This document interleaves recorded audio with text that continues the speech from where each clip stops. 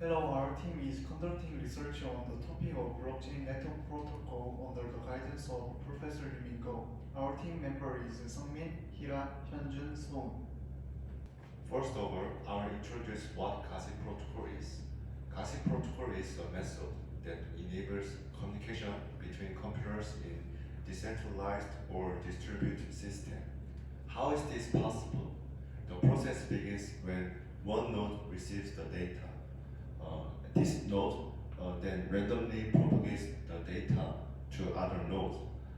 This process will be repeated until the last node receives the data.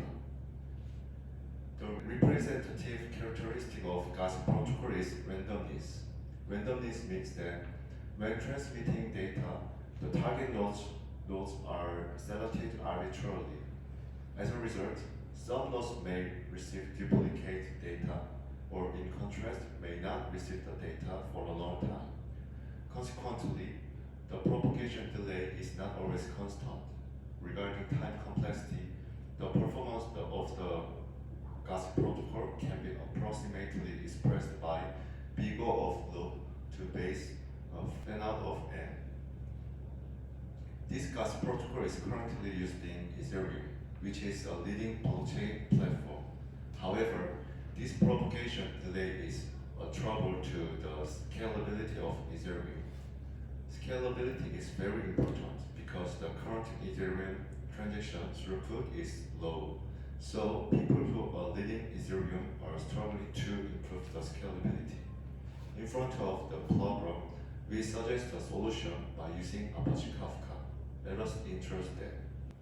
Kafka is a high-performance distributed streaming platform that processes large-scale data streams in real time and forwards them to other systems or applications.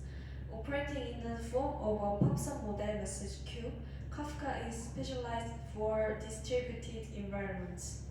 In PubSub model, the sender publishes messages without specifying the receivers.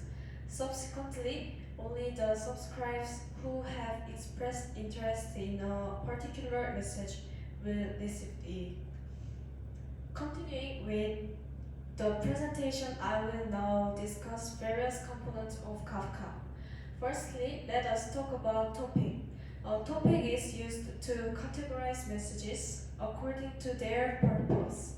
When a node sends or consumes a message, it must specify the topic. Consumers only receive from the topics they have subscribed to. Each topic is composed of one or more partitions. Next, we have partition.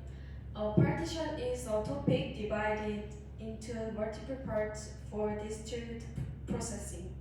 When creating a topic, you can specify the number of partitions. If there is only one partition, message order is guaranteed.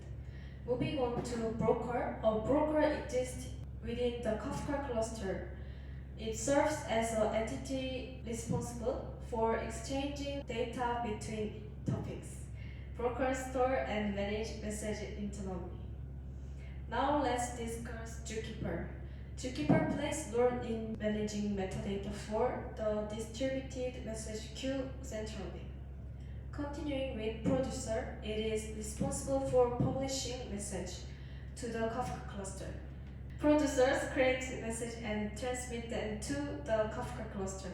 It's possible to specify a key value for routing messages to specific partitions. Lastly, the consumer is the entity that subscribes to and reads message from the Kafka cluster. It reads and processes messages to which it has subscribed and Kafka cluster.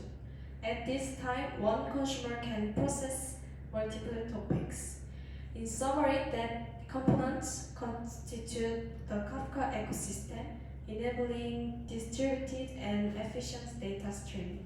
Let's see how Kafka works with data flow in this picture.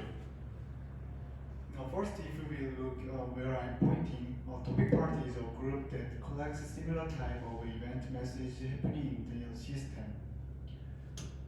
In this picture, producer A sends message related to the topic. this producer sends the first message to the partition 1.